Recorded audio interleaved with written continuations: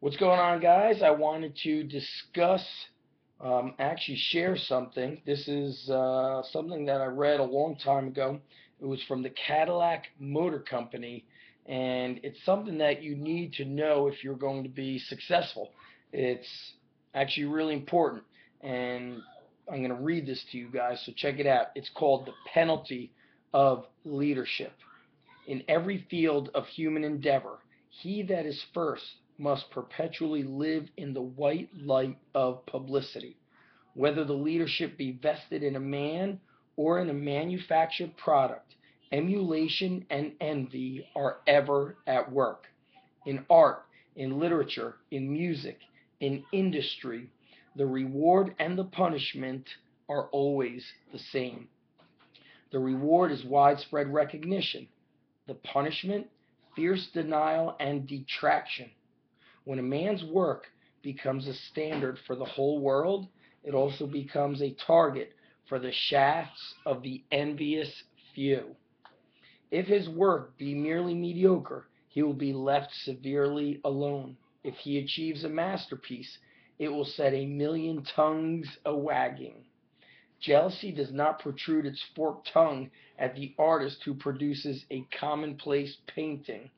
Whatsoever you write or paint, or play or sing or build, no one will strive to surpass or to slander you unless your work be stamped with the seal of genius.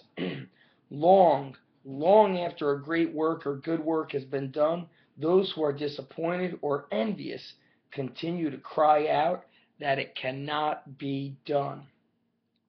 Spiteful little voices in the domain of art were raised against our own Whistler as a mountebank long after the big world had acclaimed him its greatest artistic genius.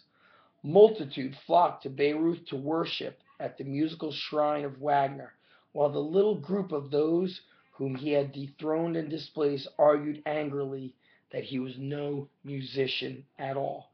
The little world continued to protest that Fulton could never build a steamboat, while the big world flocked to the river banks to see his boat steam on by. The leader is assailed because he is a leader, and the effort to equal him is merely added proof of that leadership. Failing to equal or to excel, the follower seeks to depreciate and to destroy, but only confirms once more the superiority of that which he strives to supplant. There is nothing new in this. It is as old as the world and as old as the human passions: envy, fear, greed, ambition, and the desire to surpass. And it all avails nothing. If the leader truly leads, he remains the leader. Master poet, master painter, master workman, each in his turn is assailed, and each holds his laurels through the ages. That which is good or great makes itself known, no matter how loud the clamor of denial. That which deserves to live lives. And here's something quite interesting. You can see right over here, right up here. I put some quotes up there by the Ultimate Warrior. Live strong, act bold, be brave. Nothing's too hard to do. Always believe. And the other one, following your genius will never make logical sense. Be true to you. The Penalty of Leadership is the name of this article that I just read to you. And I want you to think about that.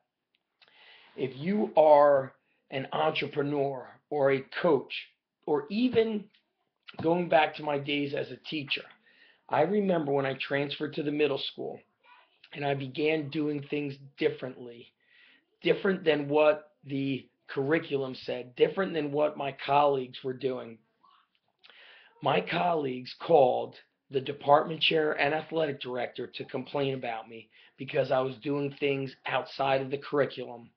Now, what was ironic was the things that I was teaching were the things that they loved to learn about, things that they were truly experiencing in their lives at that time in their life, at that age group. Yet they complained because I was bucking the system. You will never be the most popular person or only loved by the fact that you have done something different. You are making others feel uncomfortable because you're not plain vanilla. You're not in the middle. Being in the middle is the wrong place to be. If you're going to be whatever it is that you're going to be, you must be at one end of the spectrum or the other. So for me, I love to be passionate and to be intense, and I believe in being an ass kicker and working hard, and that's why I am on that end of the spectrum. I don't say it's okay to sometimes be wishy-washy. It's okay to sometimes, be a pansy and to give up. I don't believe in any of that crap. I have a hatred towards it. And people use other. In this article, there's artists, musicians, people that are creating things. In today's day and age, you think of when Howard Stern was given a contract by Sirius of something like $100 million to run the Howard Stern show. People hate that guy or love that guy. There's no middle of the road with him, and he doesn't give a shit. He doesn't give a shit. And if you're going to succeed, then prepare to not give a shit, to have thick skin, or as the book says, thick face, black heart. There will be many haters, many envious copycats, and when there's egos working with you, they will hate you. That's why when I first began seeing people copying my websites, copying the certification, copying those things, I wasn't the first guy to create a website. I wasn't the first guy to create a certification, but the people that were copying or hating, even though it bothered me, it showed me that I'm doing the right thing. Because if you don't build or create noise, then what envelope are you pushing? The penalty of leadership. Food for thought.